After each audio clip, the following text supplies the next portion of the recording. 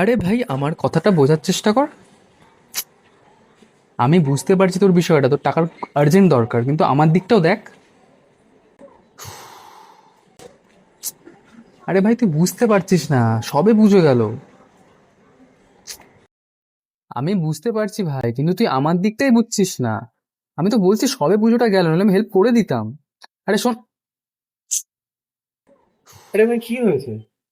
কি বলি বলতো ভাই? সবে পুজো হয়ে গেল, হাতে একটাও টাকা নেই। আর বন্ধু বান্ধব শুধু কল করে টাকা ধার চাইছে। কোত্থেকে অ্যারেঞ্জ করবো আমি বল? আরে কি করবি বল ভাই, এখনকার জেনারেশনটাই এমন, কেউ নিজের স্বার্থ ছাড়া কিছু বোঝে না। এখন ওরা ফোন করছে তোকে টাকার জন্য, ঠিক আছে, তুই যদি এখন না দিস তুই খারাপ বন্ধু হয়ে যাবি। কি করবি, বন্ধু হয়ে কিছু বলতে পারবি না, কি করবি, আর মানিয়ে নিতে হবে। ঠিক বলেছিস তুই। আচ্ছা ভাই, তুই কি বলতে এসেছিলি? আরে ভাই মানে, আরে হুম। তোর টাকা হবে না খবর।